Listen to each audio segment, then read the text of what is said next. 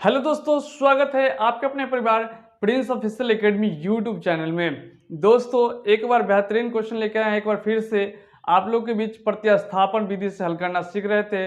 आइए सीखते हैं प्रतिस्थापन विधि से समीकरण को कैसे हल किया जाता है। आपके बोर्ड स्क्रीन पर क्वेश्चन दिया गया है, इसको हल करना है। देखिए, बोर्ड स्क्रीन पर क्वेश्चन है √2x प्लस √3y बराबर 0। फिर है क्वेश्चन √3x माइनस √8y बराबर 0।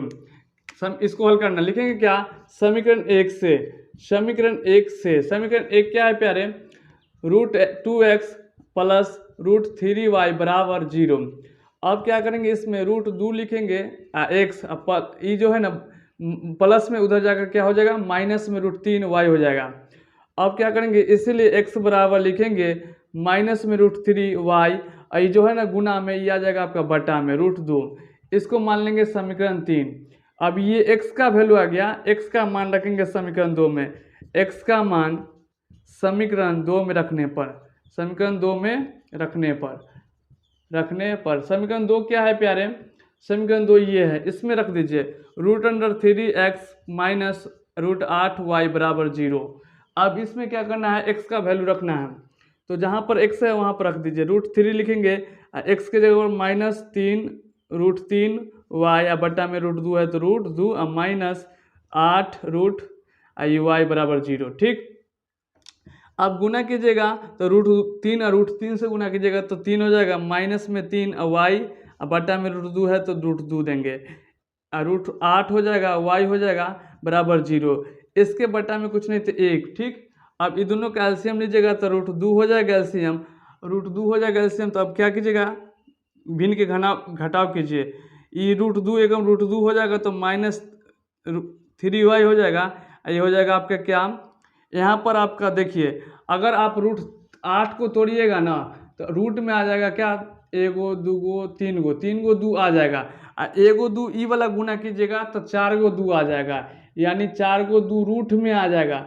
जब नीचे वाला ई वाला जो गुना कीजिएगा ना, इसमें एक 2 और बढ़ जाएगा, 1 2 और बढ़ जाएगा, यानी रूट में है तो 2 2 बाहर निकल जाएगा। 1 2 3 4 है तो 2 2 बाहर निकलेगा, इसका मान क्या हो जाएगा, 4 हो जाएगा। यहाँ पर क्या लिखेंगे, 4 बराबर में 0, तो बराबर में 0। ठीक है, आप किस प्रकार से हल करते देखिए। अब ये जो है ना √2 को 0 से गुना करेंगे तो 0 हो जाएगा, ये 4y हो जाएगा, y छूटा हुआ है, y ले लेंगे। ठीक है, तो ये आपका माइनस माइनस जुड़ जाएगा तो -7y हो जाएगा। इससे जब गुना कीजिएगा तो ये 0 हो जाएगा। तो अब इसीलिए लिखेंगे क्या, y बराबर 0/7, 7 माइनस बराबर में लिखेंगे।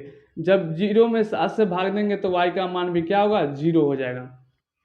यानी कहने का मतलब है कोई भी अंक से 0 में भाग दिया जाता है तो उसका वैल्यू 0 होता है, इसलिए y का मान 0 हुआ। अब y का मान रखिए समीकरण 3 में, रखेंगे y का मान समीकरण 3 में रखने पर, समीकरण 3 में रखने पर। अब समीकरण 3 क्या है प्यारे? समीकरण 3 ये है आपके पास, x बराबर -√3y अब बटा में √2।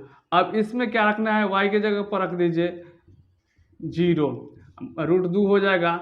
अब जब 0 से गुना करते हैं कोई भी अंक में तो आपको मालूम होगा वो 0 होता है, अब बटा में √2 है तो √2। अब कोई भी अंक में 0 से भाग देते हैं, 0 में भाग देते हैं कोई भी अंक से तो उसका मान 0 आता है, यानी x का भी वैल्यू क्या हो गया, 0। तो हम कह सकते हैं क्या, x बराबर 0 y बराबर भी 0, यानी x का मान भी 0 आ गया और y का मान भी क्या हो गया, 0।